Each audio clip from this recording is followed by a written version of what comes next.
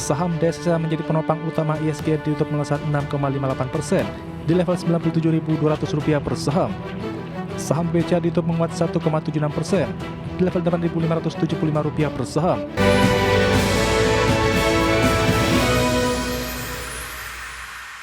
Pemirsa, terima kasih Anda masih bersama kami di Market Pass. Pemirsa, indeks harga saham gabungan atau IHSG akhirnya ditutup menguat di level 8.000 dan pemirsa menyentuh rekor penutupan di sesi 1. IHSG menguat di topang penguatan saham DSSA dan juga perbankan Big Caps. Baik pemirsa, kami revisi tadi terkait dengan posisi IHSG ini adalah di 8.416-an di penutupan perdagangan kemarin.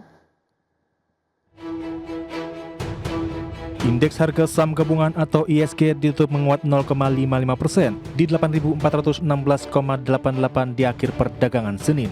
Di tengah penguatan yang terjadi, IHSG kembali berhasil ditutup di level 8.400-an usai konsolidasi di pekan lalu. Selain itu, di penutupan sesi pertama, IHSG kembali cetak rekor penutupan tertinggi di level 8.452,329.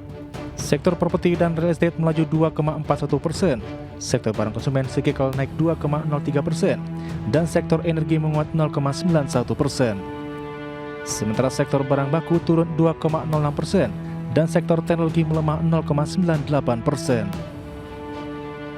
Saham DSA menjadi penopang utama IHSG ditutup melesat 6,58% di level Rp97.200 per saham.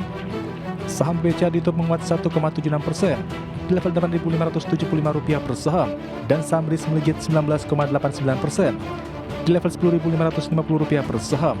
Sementara saham AMMN ditutup melemah 4,55% di level Rp6.300 per saham. Saham GoTo ditutup melemah 4,62% di level Rp62 per saham, dan saham BRMS ditutup melemah 4,62% di level Rp930 per saham. Sektor bahan baku melemah dalam di tengah Kementerian Keuangan memastikan segera menyelesaikan penyusunan kebijakan biaya keluar ekspor komoditas emas. Nantinya kebijakan akan berbentuk Peraturan Menteri Keuangan atau PMK yang ditargetkan rampung di November 2025. Dirangkum dari Bloomberg, Direktur Jenderal Strategi Ekonomi dan Fiskal Febrio Nathan Kaceribu mengatakan, nantinya aturan tersebut akan mematok tarif biaya keluar ekspor emas sesuai dengan besaran harga emas global. Rencana ini menjadi bagian dari strategi pemerintah untuk mendongkrak penerimaan negara pada tahun 2026.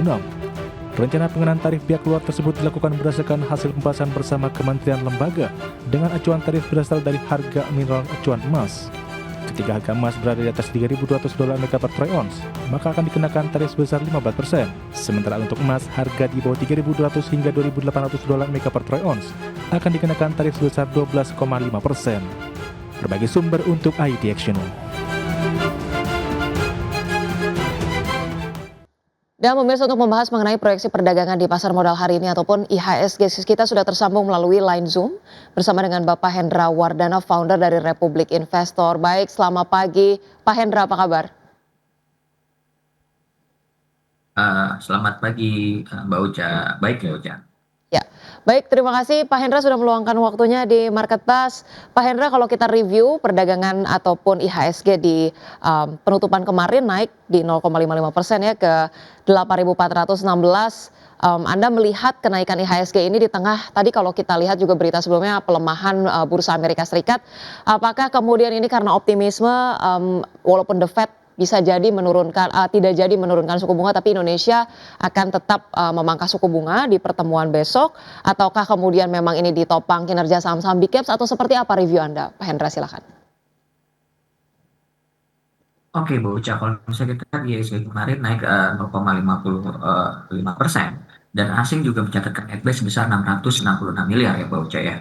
Di antaranya asing melakukan netbuy di saham seperti BBCA 374 miliar dan BBCA juga kemarin menguat sebesar 1,78%. Terus juga kalau misalnya kita lihat Bank Mandiri, asingnya netbuy sebesar 359 miliar atau menguat 1,47%, dan Telkom asingnya mencatatkan netbuy sebesar 100 miliar dengan penguatan sebesar 1,69%.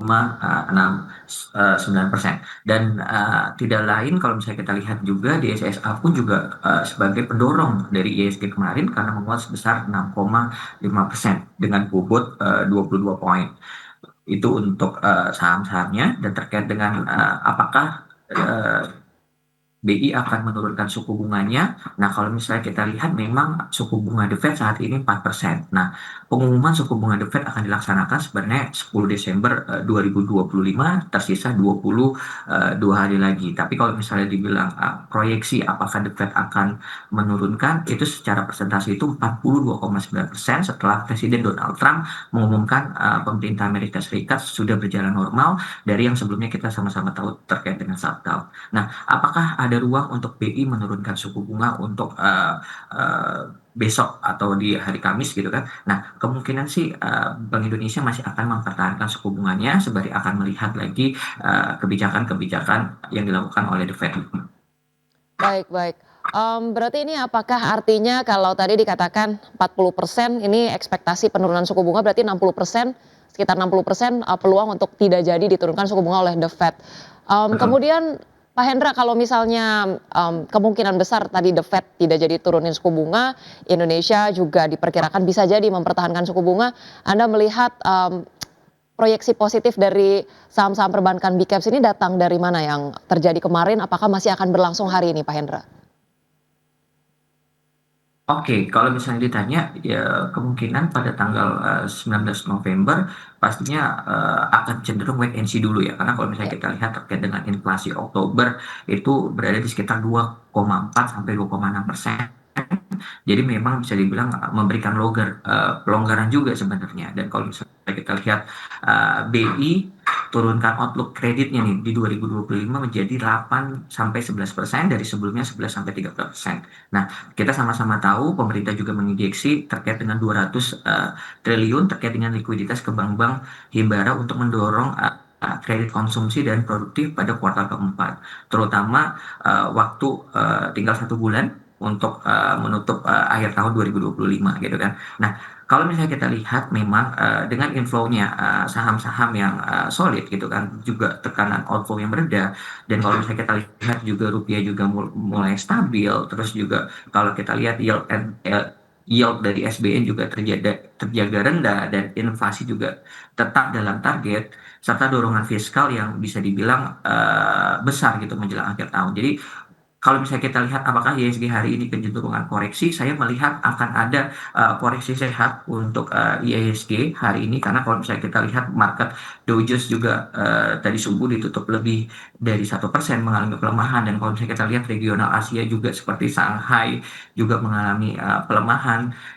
Terus kalau misalnya kemungkinan IHSG akan memuji area support klasiknya di level 8.352 atau moving average 5-nya di level 8.392.